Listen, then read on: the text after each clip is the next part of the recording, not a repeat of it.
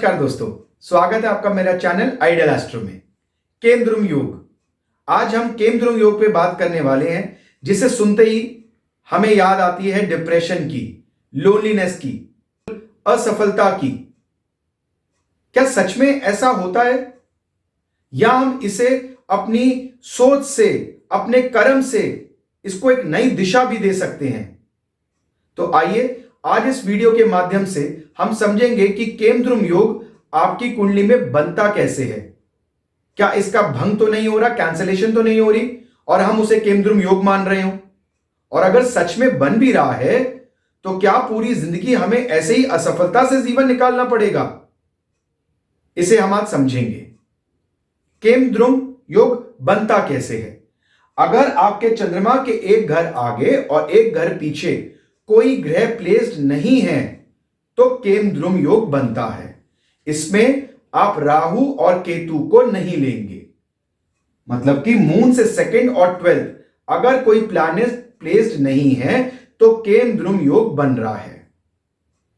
सिर्फ इतना ही देख के आप केमद्रुम योग को नहीं मानेंगे, देखेंगे कि क्या चंद्रमा पे किसी अन्य ग्रह की दृष्टि तो नहीं पड़ रही, क्या चंद्रमा किसी ग्रह के साथ युति में तो नहीं है। कंजंक्शन और एस्पेक्ट चंद्रमा के ऊपर केमद्रुम योग की कैंसलेशन है। अगर कोई अन्य ग्रह चंद्रमा को देख रहे हैं या साथ बैठे हैं तो केमद्रुम योग का भंग हो जाता है, कैंसलेशन हो जाती है। फिर आप देखें कि चंद्रमा से त्रिकोण भाव में कोई ग्रह स्थित तो नहीं। मून 12 नंबर राशि में है, त्रिकोण भाव यानी कि 4, 8 और 12 तीन राशियों को चेक कीजिए। अगर इनमें कोई ग्रह है तो यह भी आपके केमद्रुम योग को कमजोर कर देता है। अगर मून 2 नंबर राशि में प्लेस्ड है तो 2, 6, 10 तीनों को देखिए। अगर कोई ग्रह है तो यहां पर भी चंद्रमा को सपोर्ट मिल जाता है। सबसे ज्यादा स्ट्रांग आगे या पीछे हो तो केमद्रुम योग बनेगा नहीं। एस्पेक्ट कर रहा हो तो उसका बहुत अच्छा भंग है, कंजंक्शन में हो तो भी बहुत अच्छा भंग है। लेकिन अगर यह सब नहीं मिलता तो आप आखिर में चेक करेंगे त्रिकोण भाव,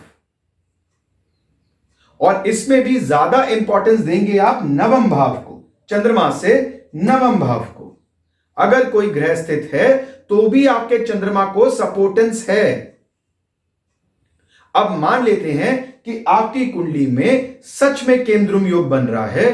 कोई, ये जितनी भी मैंने कंडीशंस बताई ये सारी आपने चेक करी और आपको कोई ग्रह की सपोर्ट नहीं मिला। ध्यान रखिएगा, राहु केतु नहीं लेने इस केस में। राहु केतु को सपोर्ट नहीं माना जाता, 7 ग्रह को लेंगे आप। अब आप क्या करेंगे, पहले समझिए केमद्रुम होता क्या है। आप एक ऐसी जगह में रह रहे हैं जहां पर आपके नेबर्स कोई नहीं है, ना कोई राइट साइड रह रहा है, ना कोई लेफ्ट, ना कोई सामने रह रहा है, ना कोई आसपास। तो आप अपने आप को बहुत अकेला महसूस करते हैं और आपके इस अकेलेपन में आपकी डिसीजन लेने की पावर थोड़ी सी कमजोर हो जाती है। तो इनिशियल लेवल में आपको केमद्रुम योग थोड़ी सी परेशानी दे सकता है, लेकिन जैसे आप मैच्योर होते हैं, लाइफ के एक्सपीरियंसेस लेते हैं, तो यही केमद्रुम योग आपको बहुत सफल बना देता है। केमद्रुम योग का मतलब है कि आप उस पर्टिकुलर फील्ड में बहुत तह तक जाएंगे जिस राशि में आपका चंद्रमा प्लेस्ड है। तो आप एक बहुत ही अच्छे काउंसलर या बहुत अच्छे गुरु, टीचर बन सकते हैं।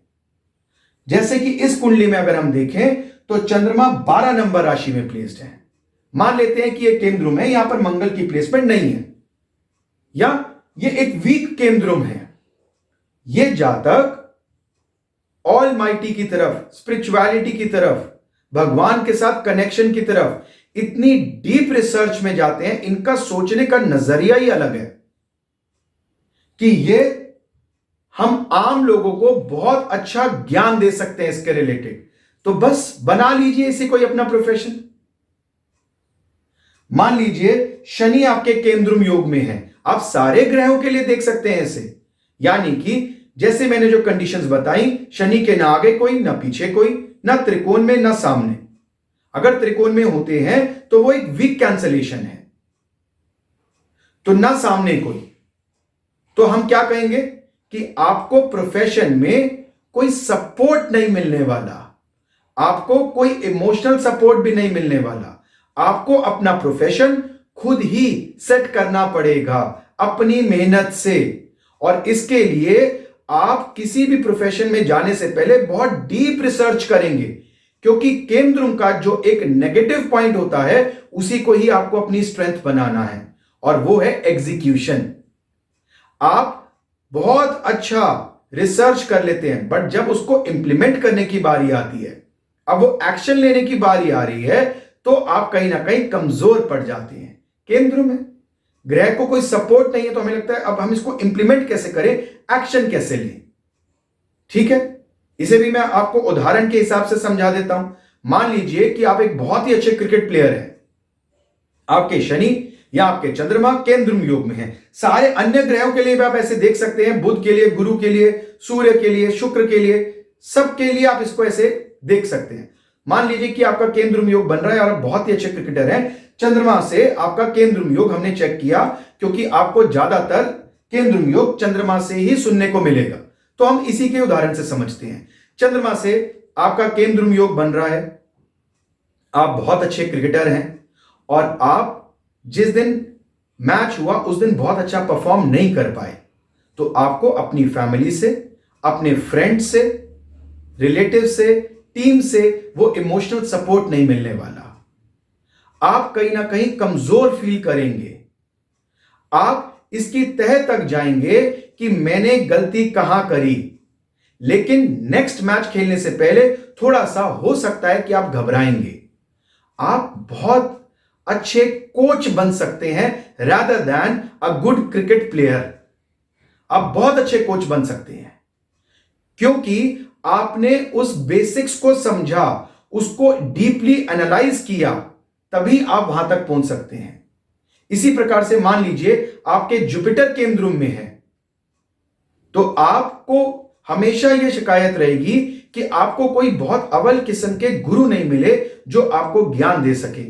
लेकिन आप खुद ही किसी सब्जेक्ट को इतना अच्छा रिसर्च करेंगे कि आप उसके टीचर बन सकते हैं, लोगों को वो ज्ञान दे सकते हैं, तो आप उसी का अपना करियर बना लीजिए। और अगर आपका केंद्रुम योग बन रहा है और आपको लगता है कि आपकी लाइफ में वो खुशहाली नहीं है, आपको लोनलीनेस का शिकार होना पड़ता है, तो आप कीजिए ये कुछ रेमेडीज। रोज सुबह ब्रह्म मुहूर्त में उठकर आप गायत्री मंत्र का जाप करें। 11 बार से स्टार्ट करें, 108 बार तक करें। ओम नमः शिवाय दिन में 3 बार, सुबह, दोपहर और रात 3 बार आसमान की तरफ देखते हुए ओम नमः शिवाय का जाप करें। और आपका चंद्रमा जिस राशि में प्लेस्ड है, उस राशि का जो भी स्वामी है, उस स्वामी का रंग पकड़ लीजिए। उस रंग के धागे में आप 5 मुखी रुद्राक्ष पहन लीजिए। मून स्पाइसेस में है, यानी कि जुपिटर, येलो कलर के धागे में आप थर्सडे के दिन 5 मुखी रुद्राक्ष धारण कर लीजिए।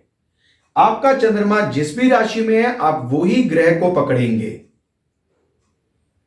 आप भागवत गीता का 43 दिन 43 डेज साल में 3 बार नियम से पाठ करें। और जब आपका भागवत गीता का पाठ हो जाए, कंप्लीशन पे आ जाए, तो आप इसमें जो भी भागवत गीता के पाठ कंप्लीट करने के बाद पहली अमावस्या आएगी और पहली पूर्णिमा आएगी, उसमें आप चावल और दूध, चीनी इनका दान करें। खीर बना सकते हैं तो बहुत बढ़िया, नहीं तो आप चावल, दूध और चीनी का दान करें। तो दोस्तों, मैंने आपको समझाया कि कैसे आप केमद्रुम योग को एक पॉजिटिवली देख के उससे एक अच्छे रिजल्ट्स निकाल सकते हैं।